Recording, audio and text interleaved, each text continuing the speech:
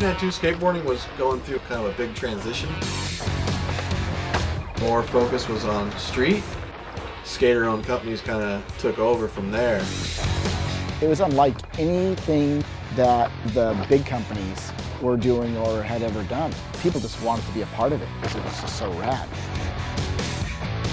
I didn't really know what it was going to evolve into, but I did know who was involved, and when I was asked to be a part of that, there was no question. I am now fulfilled. Oh my God, on the same team as Danny Way and Mike Curl. Sal Barbier was just, you know, amazing. Colin, Danny, Sheffy.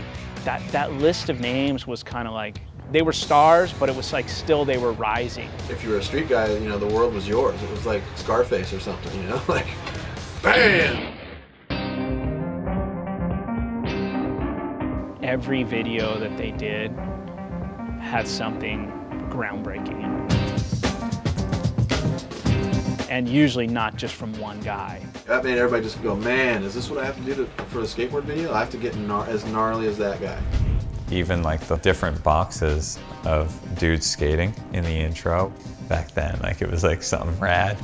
To have like, you know, to drop Questionable and 1 year later almost like, boom, there's virtual reality. Like that wouldn't happen like that these days. That's just how, you know, hungry and young and, you know, just out there everyone was at the time, that it just happens that quick. I'm in California and the weather's nice and the banks and the skating, the beach is near, and I got my money, I'm ready to go. And being a, you know, ethnic or black skater, it was incredible.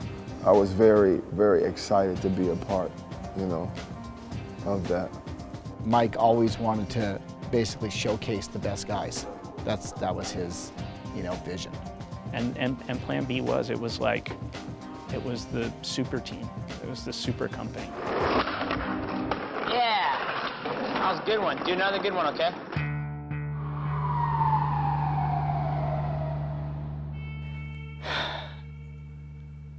That was sad. It was so unbelievably sad. I mean, Mike was so much to them. You can't imagine. My dad died when I was really young, and Danny didn't have a father either, so he was like kind of a father figure for me. I leaned on him for pretty much everything, you know, and I was a kid that always usually had to fend for myself, and then I think I got pretty comfortable having Mike in my life because he did a lot of that stuff for me that that I really wasn't used to having done when I was a kid. I guess Mike was taking a left out of his street, which has a stoplight.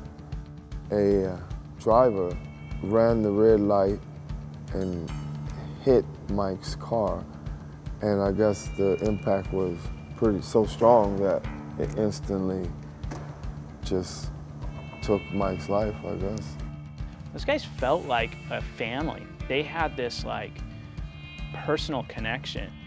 And when somebody like that goes away suddenly, there's a huge void there. You're left without direction or focus, or, you know, all you're left with is this idea of like, we got to do this for Mike. For the sake of what we were a part of, like I think Colin and I, you know, didn't want to let go of the formula that gave us the motivation that pumped out all those videos and stuff that we were able to pump out.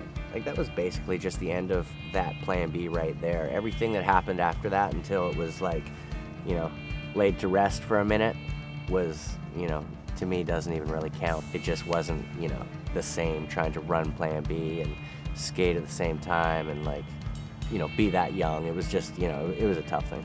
That was a hard thing to let go of, for sure.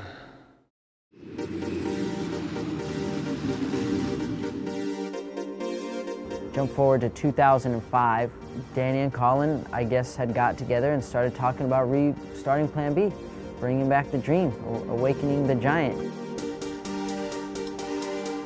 I had heard about it, that it was like a rumor Plan B was gonna maybe come back, and I think it had gotten around how much of a fan of it I was as a kid. What brought me was a phone call from Danny Way. And you can't say no to Danny Way when he's calling you asking you to ride for a team that he's built off his blood, sweat, and tears. You know, it's a huge honor.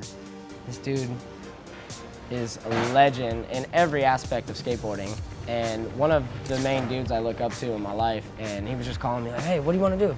Come down, I'm having a barbecue at the house, let's go hang out. And it's just, it's a miracle, man. It's beautiful.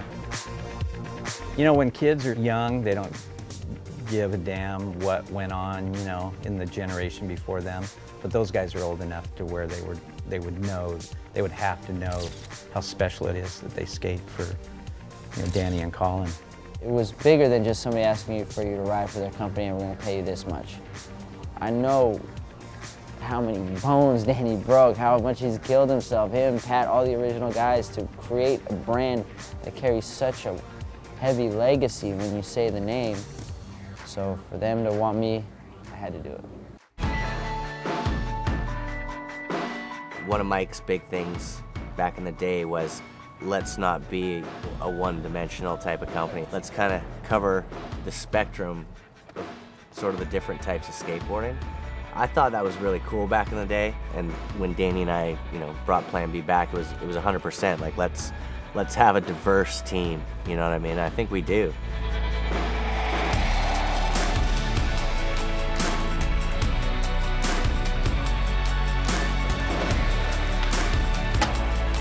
They're like out of this world.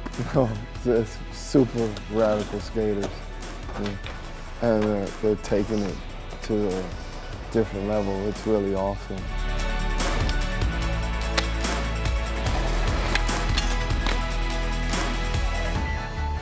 A company that I was a part of, that those guys are upholding and continuing to this day with the same, you know, logo. Yeah, it is really rad. Am I surprised that Plan B got resurrected? No, not at all. I mean, the potential is, you know, it's always been there. It's just, you know, how do you harness it and focus it and then move it forward? You know, hopefully they can, you know, carry on like Mike's legacy for him.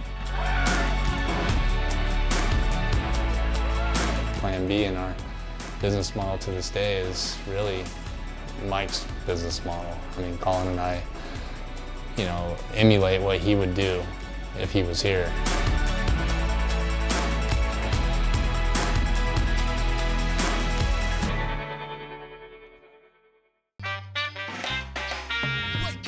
I can't put into words how great a group of guys I feel like we have on Plan B. I feed off of how good those dudes are, you know what I mean? And of course I'm like, God, I wish I was that good still, you know?